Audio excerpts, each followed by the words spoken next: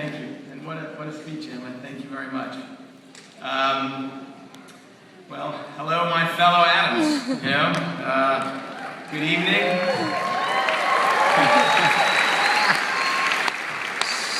Thank you for having me. I am 54 years old. This is one of the greatest honors of my life, actually, to be invited here, back home, really, to speak to you.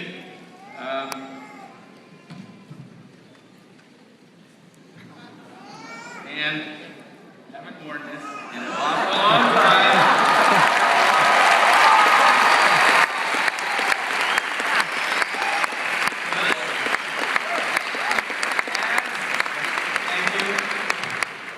As you can see, my heart is still at Annandale High School. Some of my best memories in life took place there. Many of my best and lifelong friendships were forged there.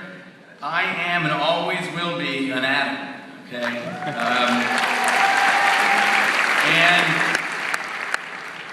And so will you. And that's one of my points this evening. Yes, it's great to be graduating, to be free, to be adults, and I congratulate you. I know you're ready, and it is very sweet to get out of high school, believe me. But as you move on in life, you will come to value, even treasure, some of the friendships you have made here. My best friends in the world are from high school and college. One of them is in the audience tonight, the father of Stephen and Andy Craig. He and I double dated to the senior prom. Our tuxedos were the loudest and most embarrassing color blue. But hey, it was the 70s, you know? And of course, the photo of the two of us now is priceless. He was the best man at my wedding, and even though I moved away ultimately to the Philadelphia area, we remained close. There's a real comfort in old friends, in having people at my age who knew me back when I was young, when I had hair, who remember all the antics we did, like streaking through Robinson High School in the middle of a school day. Again, you know.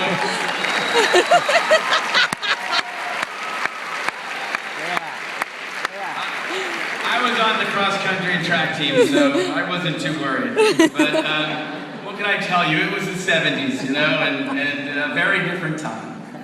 But actually, the best thing the father of Stephen and Andy Craig ever did for me was convince me to quit my first job about 18 months after I graduated college and travel out west with him for 4 months.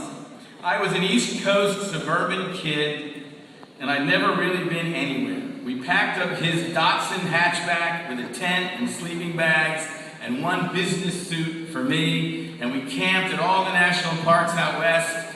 I interviewed in about 40 newspapers along the way, shaving at rest stops outside of Seattle or Denver or San Jose or Albuquerque. And half of the editors I met scolded me. What was I doing giving up a perfectly good newspaper job in Norfolk, Virginia to travel and play? The other 20 editors had the opposite reaction. They wanted to know if there was room for them in our car. I ended up getting a great job back in DC when we were finished with our adventure, and I learned more, grew more, and loved life more in those 4 months on the road than I ever would have working any job. It was a risk, and the reward was great, and I wouldn't have done it without my friend. So cherish your friendships and your family. Invest over the years in your relationships because they will enrich you beyond measure all your life. Now, I am a regular reader of the A-Blast, which is so vastly better than it was when I was editor as to be both humbling and inspiring. Everyone involved with that newspaper should be immensely proud. It's a really fabulous paper.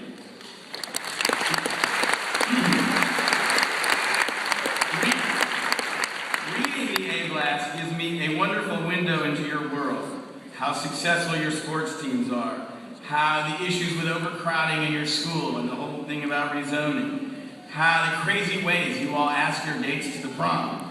But my favorite thing in the A-Blast is a regular feature called Annandale American Stories, about the immigrants at Annandale High School and what they find so different about America and miss about their homelands and the reasons why they came to America and what their dreams are.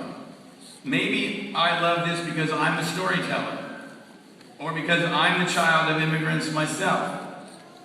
But your high school today, with its diversity, is far more reflective of the real world than it was back in my day. You have received a first-rate Fairfax County education and been exposed to people from all walks of life, from all over the world. Those are two superb assets with which to begin the next phase of life. And I do have another piece of advice for you as you embark on this next phase. Be bold. Be fearless. Not reckless, but fearless. Put yourself out there and risk fear and risk failure.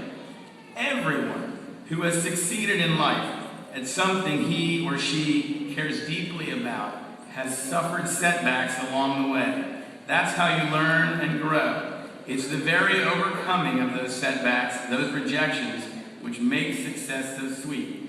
I've learned a very simple truth, one I still confront every day. Nothing you accomplish of significance in this life will happen without hard work, without putting yourself out there and giving it all you have, without failing and struggling along the way. I want to share with you one story. When I was in my sophomore year of college, I wanted an internship at a big city newspaper. I wrote a cover letter and a resume, included some 60 copies of my best stories, and dropped them off at about 60 offices in the National Press Building here in DC. The New York Times, the Los Angeles Times, the Chicago Tribune,